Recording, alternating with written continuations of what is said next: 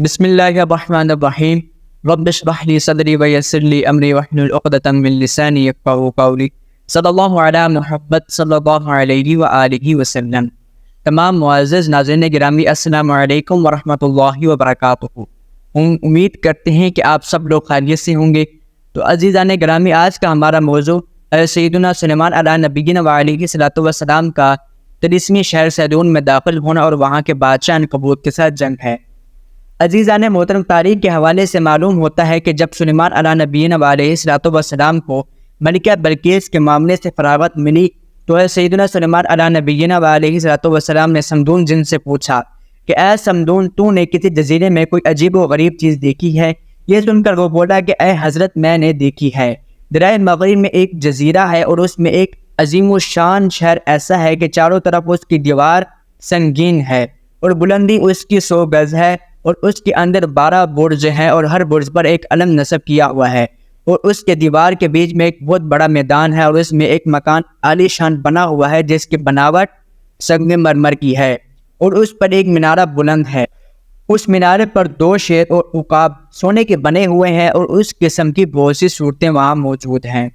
اور جب میں نے اس کوشک یعنی قصر، محل، بلند عمارت وغیرہ کو کہتے ہیں پر جا کر دیکھا، 4000 حجروں میں لونڈیاں صاحب جماعت بیٹھی ہیں اور اس کے بیچ ایک عظیم و شان تخت بچھا ہوا ہے اور اس پر ایک نہایت حسین و جمیل خاتون محل کا اور اس کے ساتھ ایک دختر بیٹھی ہوئی ہے، اور تقریباً 1 ساعت کے بعد وہ دختر اس تخت سے اٹھ کھڑی ہوئی اور وہ 4000 لونڈیاں بھی اپنے حجروں میں داخل ہو گئیں۔ اور اسی وقت میں نے جا کر ایک لونڈی سے معلوم کیا کہ اس شہر کا کیا نام ہے اور محل کا حسین نیک خاتون کون ہے، اور اس کے ساتھ جو دختر ہے وہ کون ہے، اور جو علم جو برج پر بنائے ہوئے ہیں یہ کیوں بنائے ہیں، اور شیر اور عقاب جو مینار پر موجود ہیں وہ کون ہے اور کیوں ہیں۔ یہ باتیں سن کر وہ لونڈی مجھ سے بولی کہ کس ملک کے باشندے ہو تم اور کہاں سے آئے ہو؟ میں نے اس کے جواب میں کہا کہ میں دوسرے ملک سے آیا ہوں۔ یہ سن کر کہنے لگے کہ اس شہر کا نام سیدون ہے اور جو حسین و جمیل خاتون محلقہ آپ نے دیکھی ہے وہ ہمارے بادشاہ کی بیوی اور ہماری ملکہ ہے،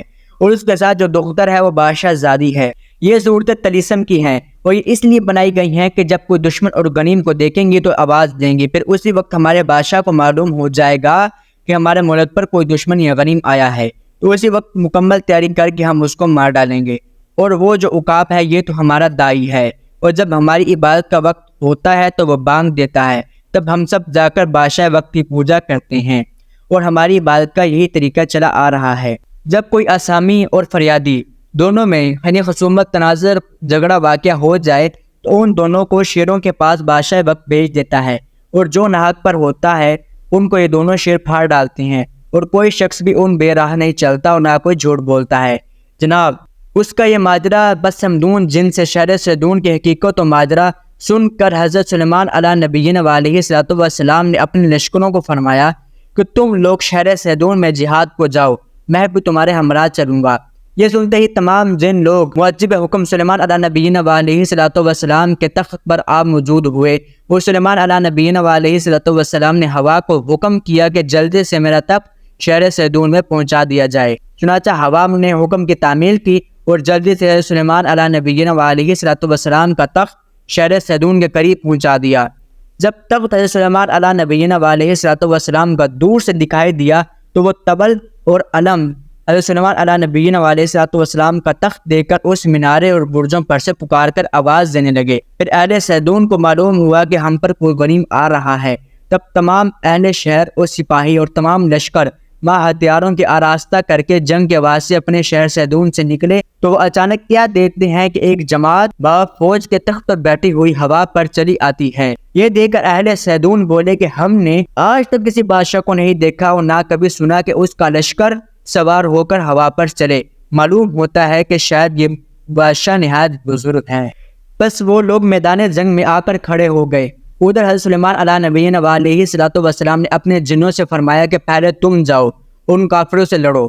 جب تمام جن ان کافروں سے لڑنے لگے تو مردم جزیرہ جنوں پر غالب آ گئے۔ تب حضرت سلیمان علیہ نبینا علیہ الصلوۃ والسلام نے دوسری جنوں کی جماعت کو ان سے لڑنے کے واسطے بھیجا، لہذا وہ جماعت بھی ان سے ہار گئی۔ پھر اس کے بعد آپ علیہ نبینا علیہ الصلوۃ والسلام نے آدمیوں کو فرمایا کہ اب تم لوگ ان کافرے سے جا کر لڑو۔ بموجب حکم جب مردم بصیران نے ان سے لڑے تو ان کو زیر کر دیا اور آخر میں ان کا بادشاہ بھی نکل کر حضرت سلیمان علیہ نبینا علیہ الصلوۃ والسلام سے لڑنے کے لیے میدان میں آیا، اور اس بادشاہ کا نام عنکبوت تھا۔ تو عزیزان محترم، جب وہ عنکبوت بادشاہ حضرت سلیمان علیہ نبینا علیہ الصلوۃ والسلام کے ساتھ جنگ کرنے کے لیے آیا تو ٹڈی نے آ کر اس پلید کی آنکھیں کھا لی، اور اس طرح وہ پلید جہنم واصل ہوا، اور باقی لشکروں کو سلیمان علیہ الصلوۃ والسلام نے مار کر دریا میں بہا دیا، اور شاہ عنکبوت کی بیٹی جو کہ نہایت حسین الجمیل تھی، اس کو اپنے ساتھ سلیمان علیہ نبینا علیہ الصلوۃ والسلام اپنے تخت پر اٹھا کر اپنے ساتھ اپنے شہر میں لے آئے۔ تو عزیزان محترم،